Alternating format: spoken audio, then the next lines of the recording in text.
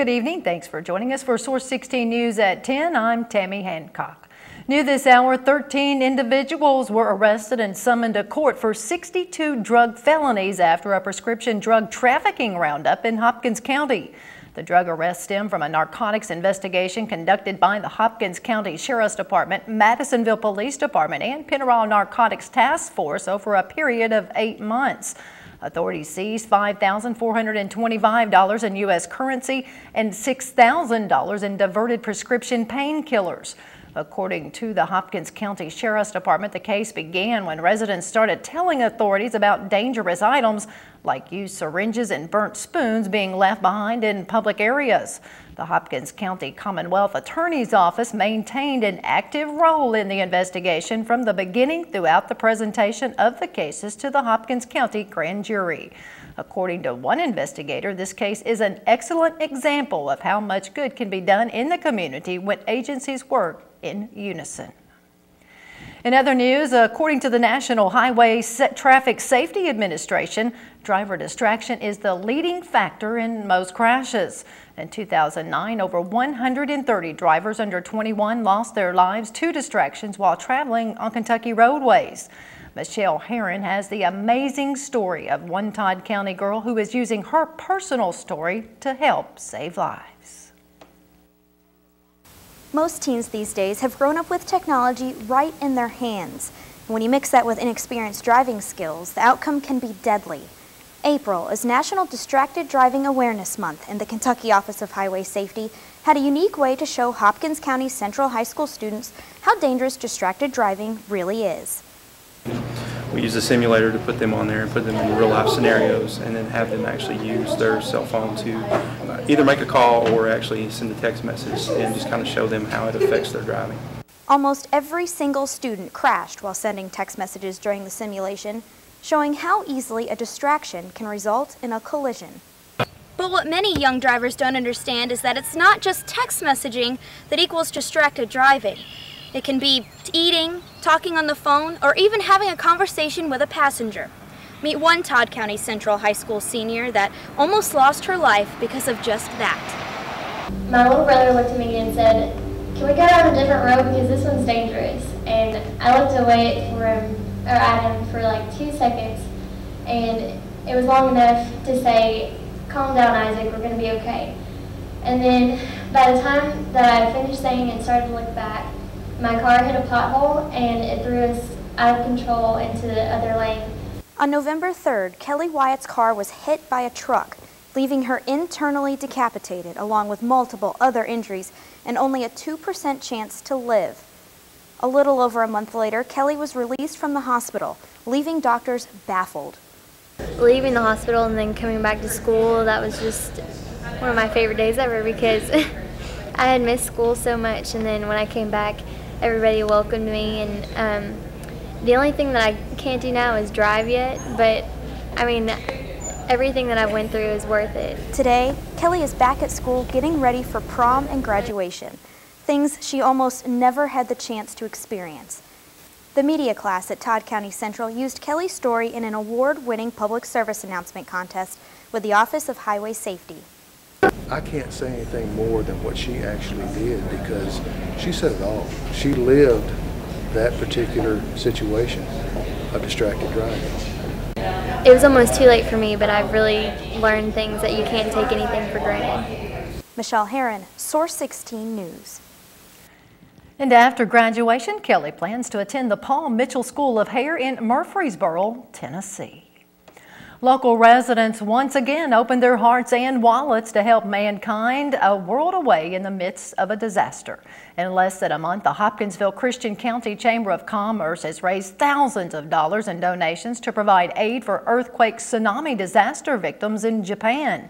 Chamber of Commerce Economic Development Council Director Lee Conrad told Source 16 he is very happy with the funds raised. We have to this point $7,000. We actually just got word that we're going to receive another $1,000 after our press release went out. So we have been able to raise about $8,000 for the Japanese relief effort through the Red Cross, and it came from everything from as small as $25 or $50 donations all the way up to a couple of significant donations that that really help the cause. But whenever you have 9 Japanese companies, over 2,000 people who work for them, I think people recognize the impact they have on our community and our need to help them in this time of need. He says the money raised will now go to the American Red Cross and then straight to Japan. With 9 Japanese industries in Christian County, it is still unknown how the disaster will affect local manufacturers.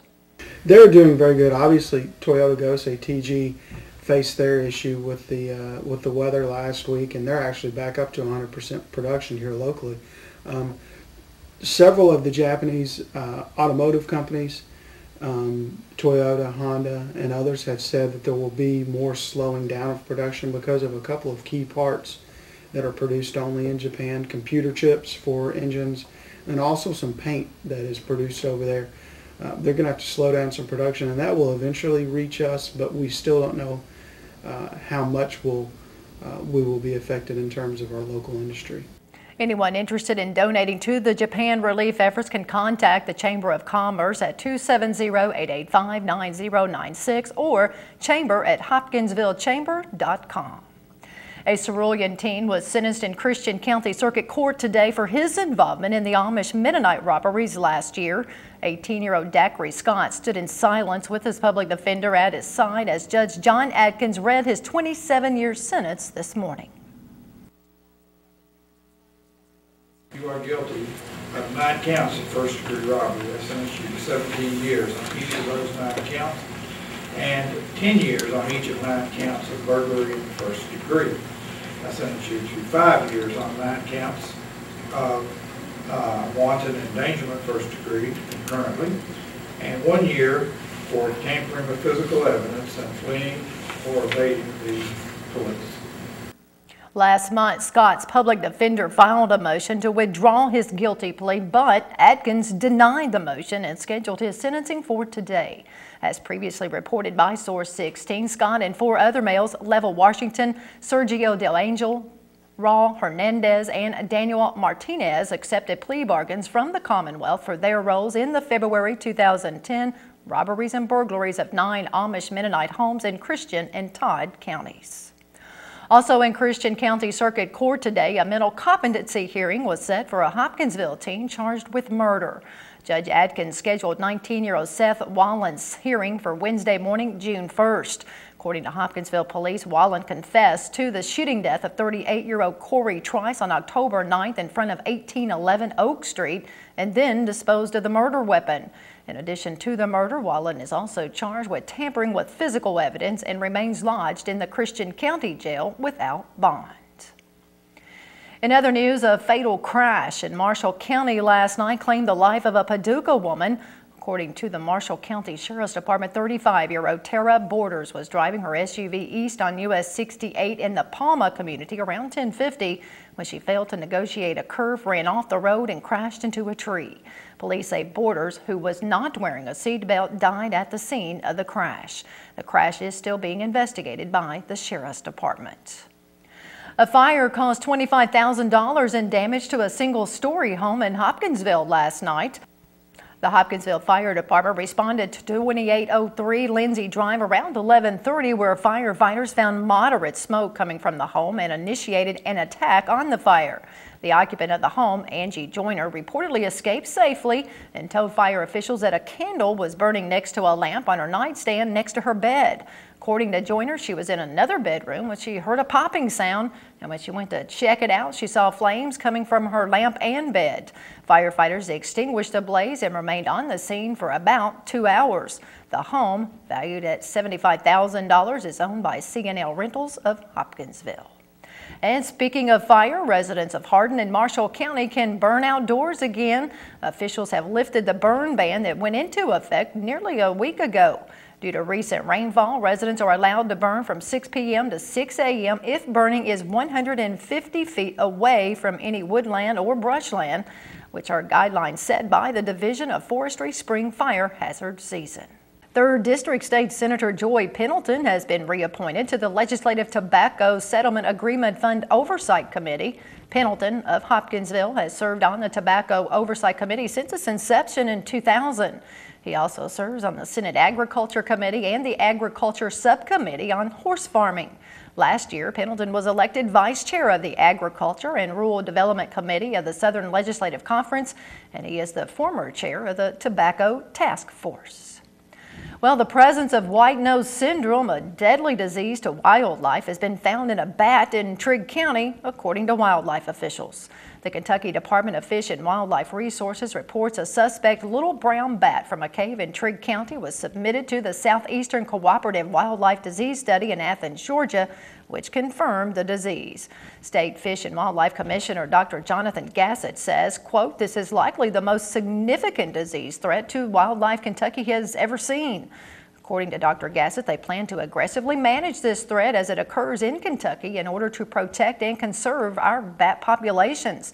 First detected in 2006 in the state of New York, white nose syndrome has since killed more than 1 million cave-dwelling bats in eastern North America. Kentucky was the first state to develop a response plan to address the disease both before and after its arrival in the state. The good news is the disease does not affect humans. Now here's Hopkinsville Christian County Crime Stoppers Coordinator Officer Paul Ray with the featured fugitives of the week. Help locating 2 wanted fugitives. Police are looking for 30-year-old Nicholas Thomas Simpson, who's wanted for probation violation. Simpson is a white male who stands 6 feet tall and weighs 210 pounds. His last known address was the 700 block of East 7th Street. Police are also looking for 20-year-old DeAnthony Montrell Davey, who's wanted for drug court violation. Davey is a black male who stands 5 feet, 9 inches tall and weighs 180 pounds. His last known address was the 100 block of North Kentucky Avenue. If you know where police can locate these wanted fugitives, and we've got cash waiting for you. Pick up your phone now and call our tips line at 887-TIPS. If your information leads to an arrest, Crime Stoppers will pay you a cash reward. And remember, we will never ask your name, and you will not have to appear in court. Well, this week's Fugitive of the Week, I'm Officer Paul Ray for Crime Stoppers. Taking a look at tonight's Powerball jackpot, it's up to $27 million, and Friday's Mega Millions jackpot is $72 million.